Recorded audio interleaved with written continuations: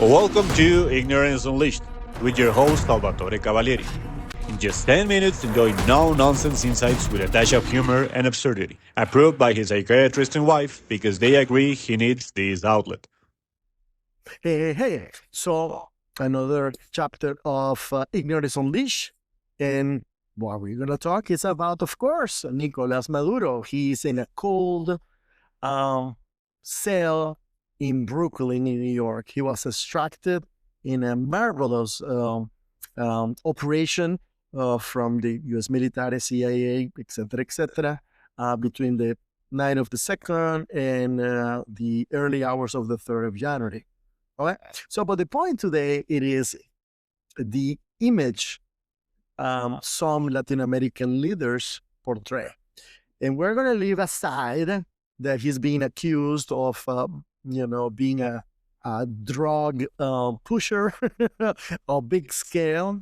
He is being accused of crimes against humanity. He's being accused of, stealing money. And there is plenty to go, okay? So yesterday he was showing up in a court with the wife, which is the first, she called herself the first fighter. Fighter for who? Okay. So anyway, so let's talk about now the dancing Maduro.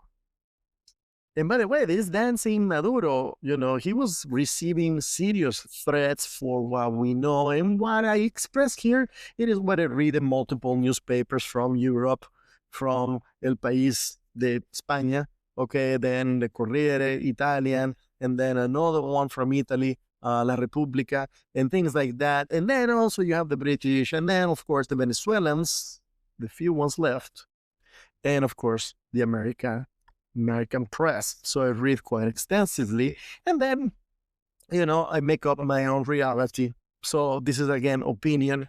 I'm not an investigative journalist. I'm just giving an opinion of a sincere Venezuelan who was born there in 1970, but I'm here in this beautiful country of the United States so many years ago, since 1988. Okay.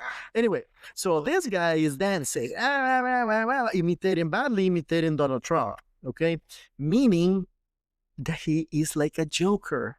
He's doing that to make some people in his crowd happy, that he's a leader. But what a poor way to communicate a message to do that. Actually, he's a buffoon by doing that. And apparently, for what I read, Donald, he got upset. Hey, look, I'm giving you a golden ticket exit for what I read all over the place. And of course, the American government leaks information purposely for many strategic reasons, and that's okay with me. And he was offered to go to Turkey, stay in there, you're going to get your money and all that. And he denied that. Probably he didn't want to go there because he knew that someone's going to get him eventually there, and the wife too, because he caused a lot of damage, death, not only in Venezuela, with the political parties being prosecuted, the opposition, of course, of political parties being prosecuted, and also, by the amount of money he stole, and a lot of Venezuelans are upset. So he thought to himself, I guess, that, well, if I go to Turkey, probably the first week will be fun, and I will be hosted by Erdogan, but Erdogan is not going there for forever. So when Erdogan goes, what happens? I am out of luck. So apparently he's not that dumb, and he chose, well, okay, I don't think the United States wants to come to my house and grab me here in Caracas, because the president, Donald Trump, he wants to be the president of peace, and invading or just going into a country will go against his, peace Nobel Prize desires and wishes. But anyway, here we go. And this is something I have seen from Latin American presidents and dictators and buffoons that have run many other countries, which they go and they start constantly dancing and parading and making fun of someone. Or that too much of that it is really demeans your position and you demean the people that you represent. That's what I'm trying to tell them.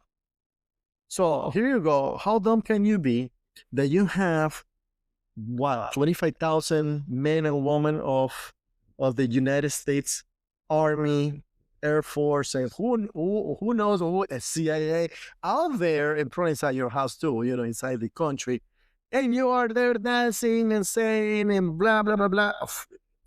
You gotta be pretty dumb at what you do. Besides that, you cheapen, which he didn't care, the country that he represents in Venezuela. So the image of what you portray is extremely important, And now he's sitting in a cold cell in Brooklyn. And yesterday he played.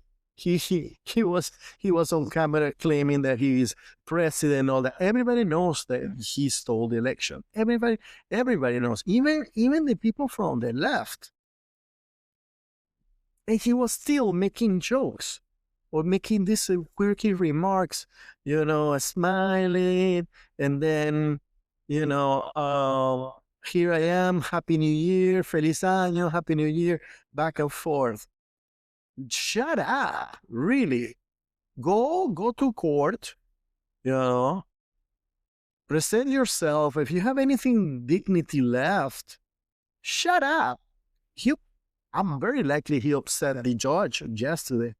What is your name? He answered a long litany of BS because he needed to be heard. He thinks that he's still in power.